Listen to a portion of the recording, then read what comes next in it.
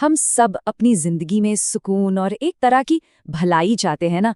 ये एक ऐसी खोज है जो हम सबको कहीं ना कहीं जोड़ती है। पर सोचने वाली बात यह है कि क्या हम सही दिशा में देख भी रहे हैं। चलिए आज इसी सवाल की थोड़ी गहराई में उतरते हैं।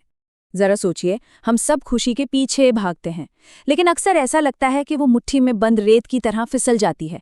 कोई प्रमोशन मिलता है, कुछ दिन बहुत अच्छा लगता है, फिर सब नॉर्मल हो जाता है। छुट्टियां, वो तो पता ही है कितनी जल्दी खत्म हो जाती हैं। आखिर ऐसा होता क्यों है? अच्छा, तो चलिए इस बात की तह तक जाते हैं। देखिए, दुनिया में इसे लेकर मोटे तौर पर दो तरह की सोच है। एक है पश्चिमी सोच, जहां खुशी को अक्सर कुछ जीतने या हासिल करने से जोड़ा जाता है, ज्यादा पैसा, ज्यादा कामयाबी और भी बहुत कुछ। और वहीं दूसरी तरफ है पूर्वी दर्शन, जो हमें सिखाता है कि असली खुशी बाहर नहीं, हमारे अंदर से आती है, मन को साधने से और जो हमारे पास है उसमें संतोष पाने से। तो यहीं पर इन दो चीजों के बीच का फर्क समझना बहुत जरूरी हो जाता है, जिन्हें हम अक्सर एक ही समझ लेते हैं। एक है खुशी और दूसरी है मन की शांति। देखिए, खुशी एक बहुत ही रोमांचक एहसास है। सोचिए, अपनी पसंदीदा टीम को मैच जीतते हुए देखना या कोई बड़ा इनाम जीतना कैसा लगता है? बहुत उत्साह होता है ना? लेकिन ये चीजें बाहरी घटनाओं पर निर्भर करती हैं, और जैसा कि हम सब जानते हैं, हर उत्साह कुछ समय के बाद सामान्य हो ही जाता है। अब बात करते हैं मन की शांति की। ये एक ज्यादा स्थिर, गहरी और सचेत अवस्था है। ये एक तरह का हमारा होम बेस है, हमारा वो अंदरूनी कोना जहां हम तब भी लौट सकते हैं जब जिंदगी में उथल-पुथल मची हो। ये इस पर निर्भर नहीं करती कि बाहर क्या हो रहा है, बल्कि इसे तो अंदर ही विकसित किया जाता है। और ये स्लाइड इन दोनों के बीच के मुख्य अंतरों को बिल्कुल साफ-साफ दिखाती है। खुशी एक रोमांचक लहर की तरह है, जो ऊपर जाती है और फिर नीचे भी आ जाती है। ये बाहरी दुनिया का पीछा है। वहीं मन की शांति एक शांत, गहरी झील की तरह है, स्थिर और टिकाऊ। ये एक अंदरूनी अभ्यास है। और हाँ, ये सिर्फ दर्शन या फिलॉसफी की बातें नहीं हैं। वैज्ञानिक दशकों से इन भावनाओं का अध्ययन कर रहे हैं, जिसे वे सब्जेक्टिव वेलबींग कहते हैं। मतलब ये एक बकायदा मापने लायक चीज़ है, जो दिखाती है कि हमारी भलाई एक गंभीर एकेडमिक विषय है। तो चलिए, अब इस पीछा करने के पीछे के विज्ञान को समझते हैं। हमारे दिमाग में आखिर ऐसा क्या है जो हमें हमेशा लक्ष्यों की ओर धकेलता रहता है? इसका जवाब है एक न्यूरोट्रांसमीटर, जिसका नाम है डोपामाइन। इसे अक्सर इनाम का अणु या द रिवॉर्ड मॉलिक्यूल भी कहा जाता है, और ये हमारी प्रेरणा और खुशी की खोज में बहुत बड़ी भूमिका निभाता है। यहाँ पर एक दिलचस्प बात यह है कि डोपामाइन सीधे सीधे खुशी पैदा नहीं करता। ये खुशी की उम्मीद से काम करता है। मान लीजिए, जब कोई लक्ष्य तय किया जाता है, जैसे कि अपना कमरा साफ करना, तो डोपामाइन हमें उस इनाम की उम्मीद में काम शुरू करने की प्रेरणा देता है। ये वो केमिकल है जो कहता है, चलो ये करो, तुम्हें अच्छा महसूस होगा। तो सवाल यह है कि हम स्वाभाविक रूप से डोपामाइन कैसे बढ़ा सकते हैं?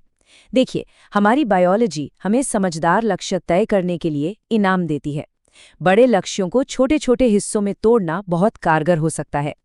हर छोटा कदम पूरा होने पर डोपामाइन की एक छोटी खुराक मिलती है, जो हमें आगे बढ़ने के लिए प्रेरित करती है। दोस्तों के साथ बाहर खाना या किसी के काम की सच्ची तारीफ करना भी डोपामाइन को बढ़ा सकता है।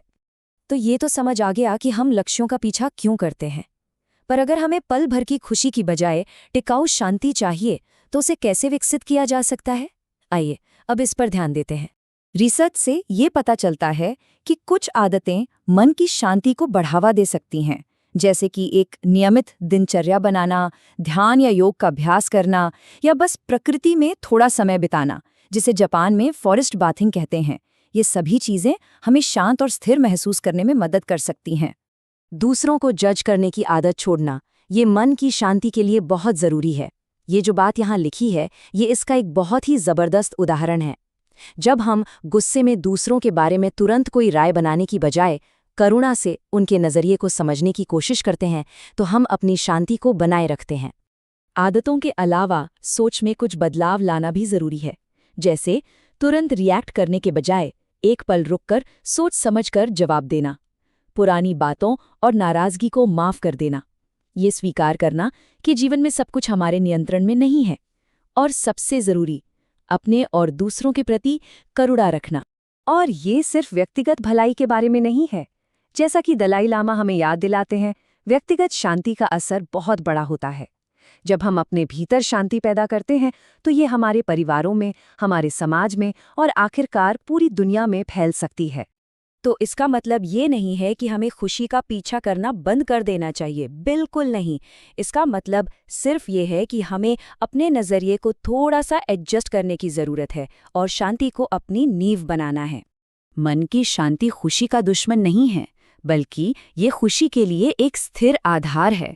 इसे एक रोलर कोस्टर की तरह सोचिए। खुशी वो रोमांचक ऊंचाइयां और गहराइयां हैं, और मन की शांति वो मजबूत ढांचा है जो हमें सुरक्षित रखता है, ताकि हम उस सवारी का पूरा आनंद ले सकें। आखिर में ये याद रखना बहुत ज़रूरी है कि मन की शांति कोई अंतिम मंजिल नहीं है। ये एक निरंतर अभ्यास है, एक सफ़र है। तो आज ऐसा कौन सा एक छोटा कदम है जो इस दिशा में उठाया जा सकता है? शायद कुछ मिनटों के लिए बस अपनी सांसों पर ध्यान देना, या किसी ऐसी चीज़ के बारे में सोचना जिसके लिए हम शुक्रगुजार हैं। सफ़र की शुरुआत हमेशा एक कदम से ही होती है।